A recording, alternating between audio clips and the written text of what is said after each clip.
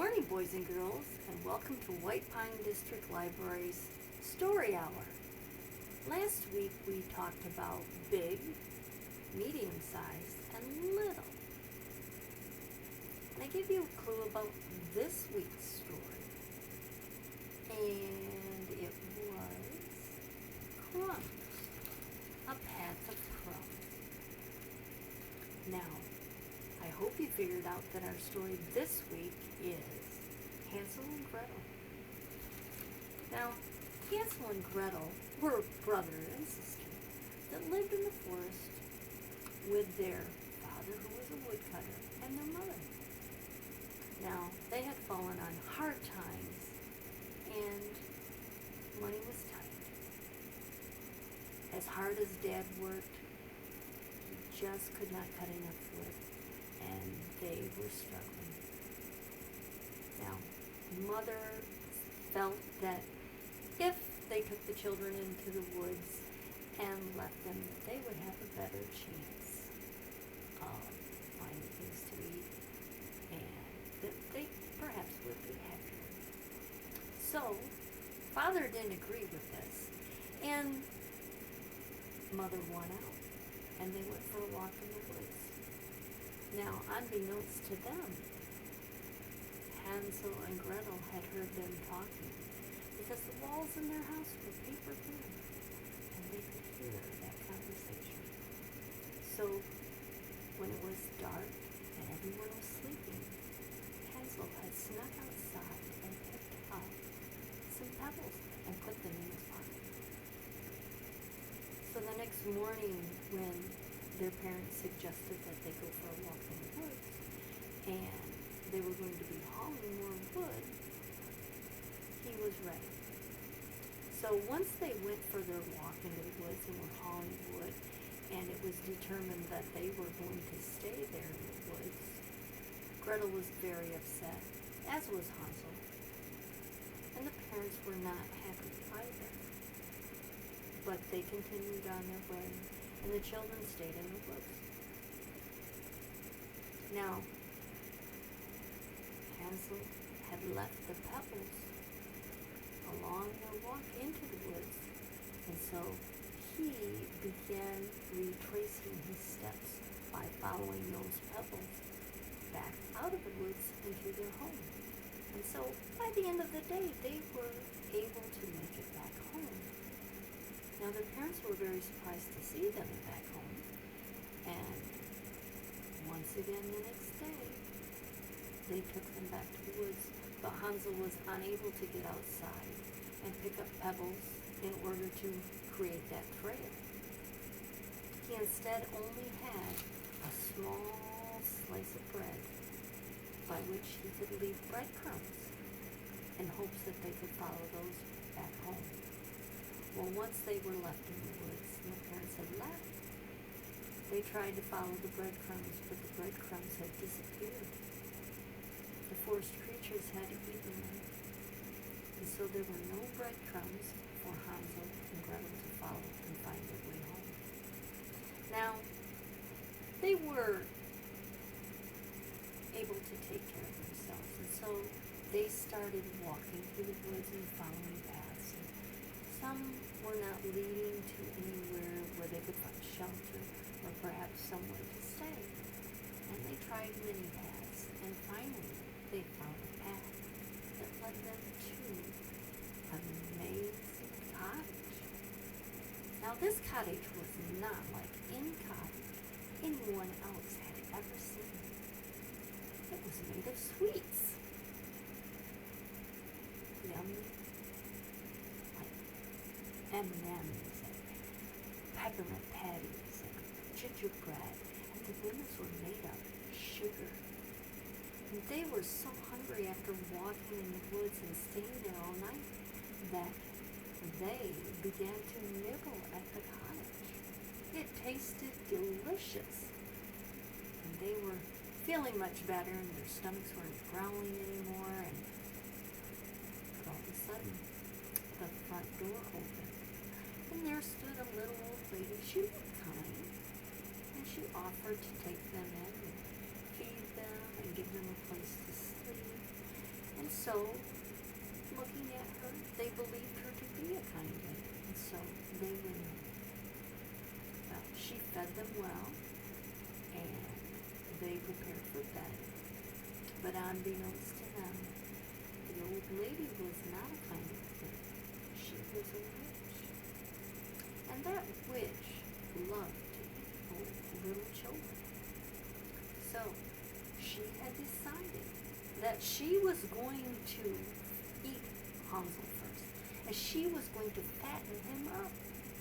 Now, the children had no idea what the wicked witch was going to do, but when she put Hansel in a cage, and Gretel was made to cook for him, and they heard the old witch say, "We need to fatten him up to make him a tasty morsel," they knew that they were in trouble. So Gretel became a good servant in the home of the witch. She cleaned, she did dishes, she cooked, while Hansel sat in the cage and became plumper and plumper. Now the children were very smart about dealing with the witch. Gretel did the cooking and fed Hansel like the witch asked, but Gretel did not get to eat the meals that Hansel did, and she did become thin. But Hansel, he became plump, and had the witch known that, she would have had it for lunch. But Hansel was smart. Gretel had given him a chicken bone, and every time the old witch tried to feel his hands and feel how meaty he had become, Hansel would hold out that chicken bone, and the old witch would feel of that, and she'd go, too thin, we must feed him more." And so Gretel would feed him more and tried to fatten him up, and Hansel just wanted to get out of that cage and go play. And he really wanted his sister to have something to eat. Now, the opportunity presented itself to maybe release Hansel from the cage when the wicked witch became upset when Hansel seemed to be so thin, and she could not wait any longer. And she decided that she would have that boy for lunch the very next day. So she employed Gretel to haul wood in to stoke the stove and to bring in water to boil the boy in. And as she did this, the old witch began making a dough for which to eat with Hansel. Now, the dough would require baking, and so Gretel stoked the stove and got the fire going, and it was roaring hot, and the witch says, "Check the stove, girl, to see if it's ready for my bread." And Gretel says, "Well, I don't know how to do that." And she says, "You'll have to show me."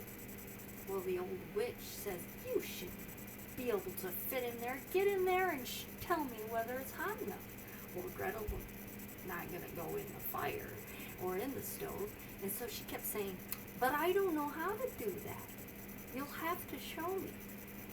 And the witch went to the stove. She got frustrated and flustered with the children, and she said, "You open the door like this and you stick your head in there." And just as the witch stuck her head in that stove, smart Gretel shoved the old witch right into the stove and shut the door, and that was the end of her.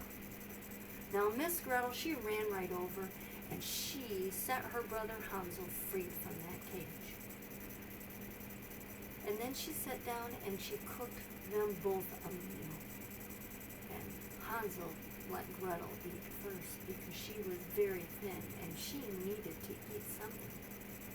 And then the two children decided that they needed to leave and go back home. But they weren't really sure how they would get home. And they weren't really sure what the reception of their returning would be. So they decided to stay and look through the witch's house to see if by chance she had kept any treasure hidden. And while the the children searched every nook and cranny. They began to find bags of gold and jewels and strings of pearls. And they stuffed their pockets and their aprons and the bags that they could carry just full. And then they decided to try and make it home. And they walked down many paths and knew that they were not headed in the right direction. And then they finally found one path that led them to the lake. Now on the lake there was this duck who was a very friendly and very helpful duck. And they asked the duck if she would give them a ride on her back across the lake, because they knew once they got past the lake, they would be closer to home and they could find their way from there.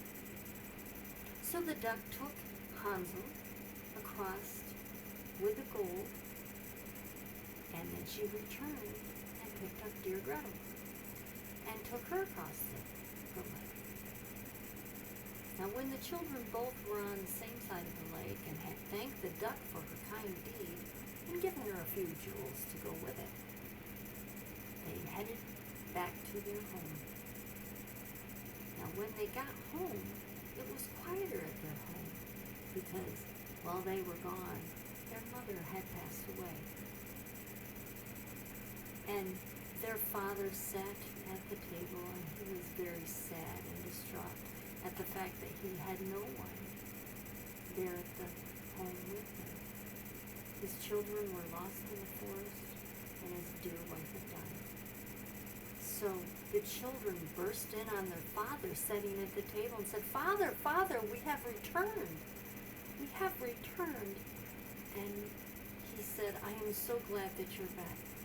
No matter how bad our troubles may be, we will find a way and always be together." And the children were like, "But Father, we don't have to worry about that anymore. We have brought you treasures, and we are now rich, and we'll no longer have to worry about money, and you will no longer have to cut wood and worry about hurting yourself in the woods." Father was so glad to see his children. He was glad for the gold and the jewels as well, but having his children home was the greatest gift that he had received that day. Now, the children and their father lived in the forest, in their house, happily ever after.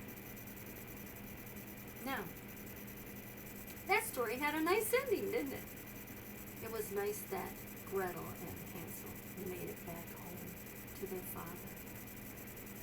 It was unfortunate their mother was not there to receive them as well, but they did get to make it home to their father.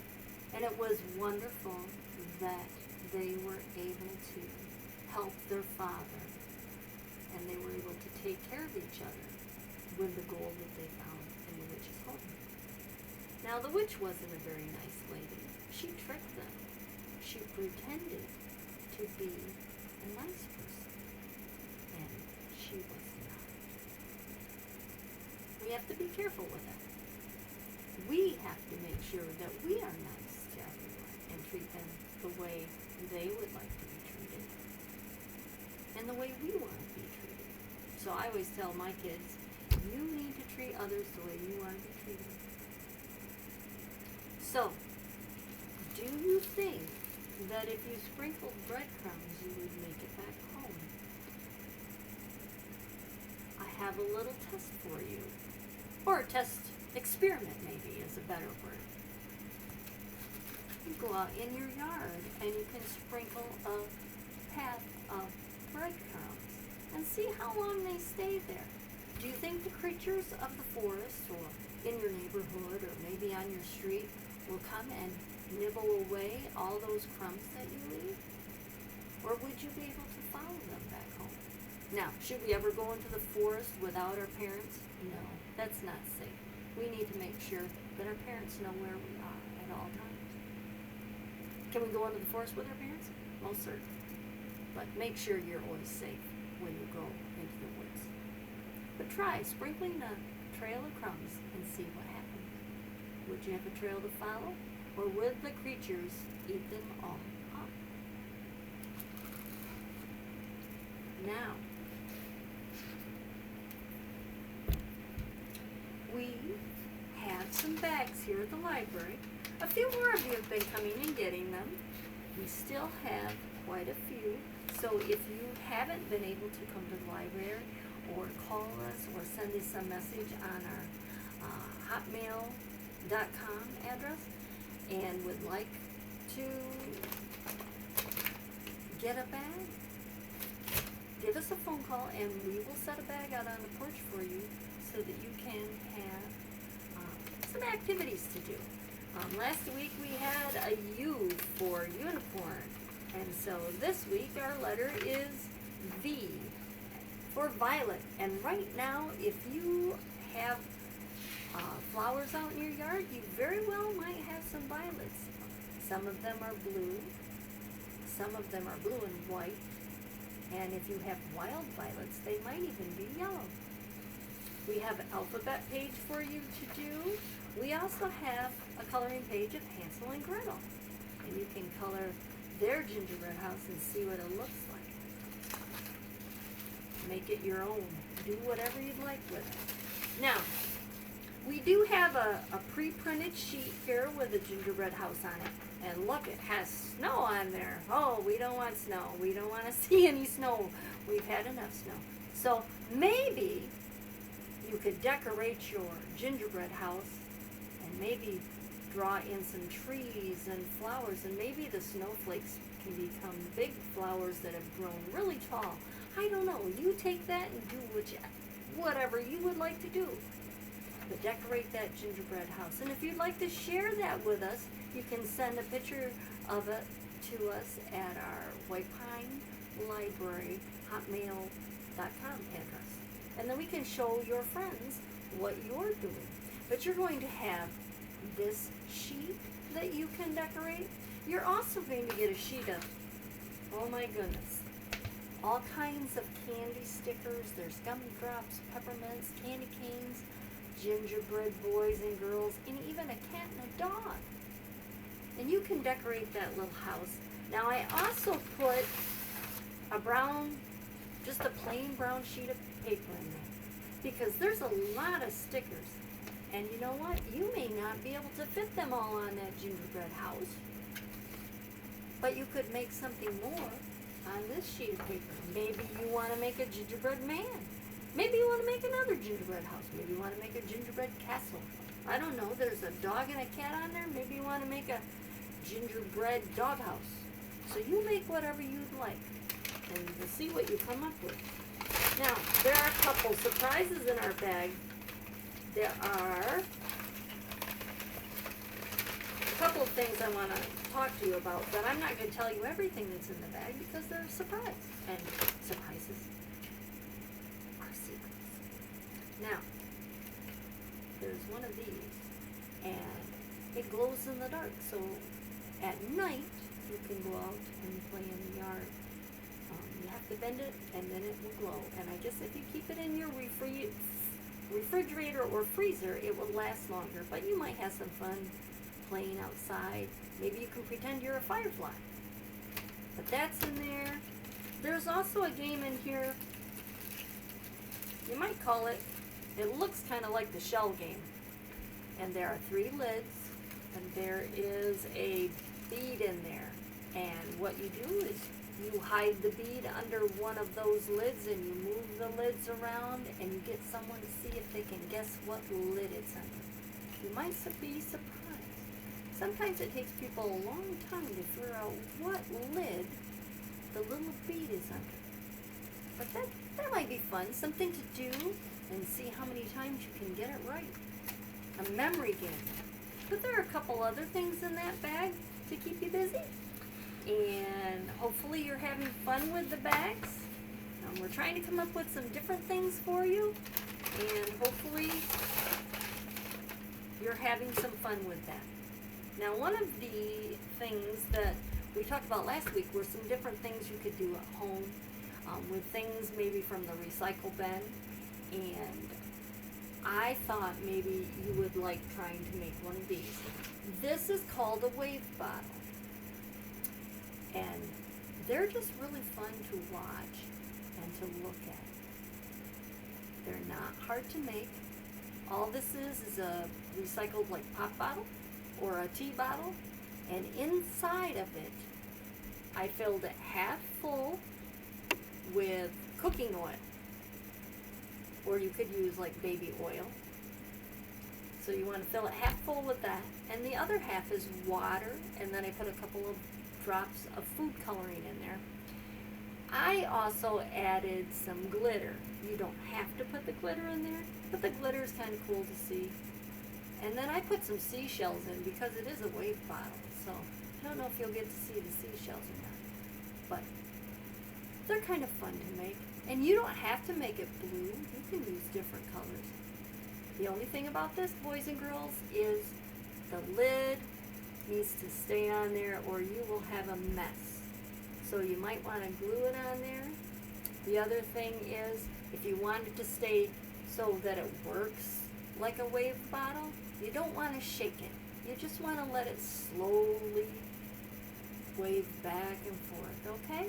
But that's something fun you can do at home with things that mom or dad have in the cupboard, or maybe grandma. But that's fun. And you can just pick it up and look at it every so often. But simple to do and quick to do and relaxing. But something you can do. A toy you can make at home. Now, next week, we have another story. And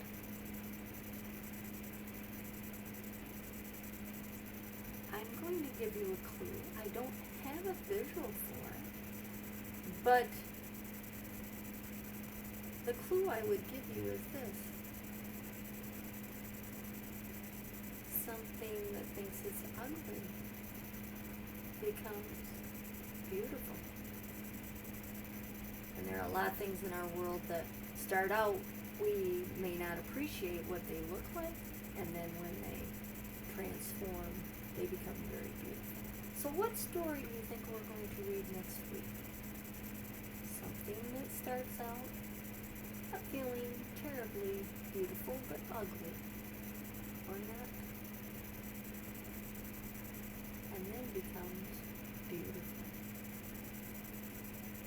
You think about that and see what you can come up with. I hope we see you next week. We'll be back at 10 o'clock on Tuesday morning. You have a nice day. Get outside. It's been beautiful. The sun's been shining. And utilize those days when the sun is shining, because you never know, it might rain tomorrow. So get outside when the sun is shining and enjoy yourself. Maybe take your little glow-in-the-dark thing and get outside at night. Then maybe you'll hear an owl. Maybe you'll get to see the moon. Maybe you'll see the Big Dipper. You don't know. But have a nice day, and I hope to see you next week. We miss you here at the library, and we hope to see you soon. Bye-bye.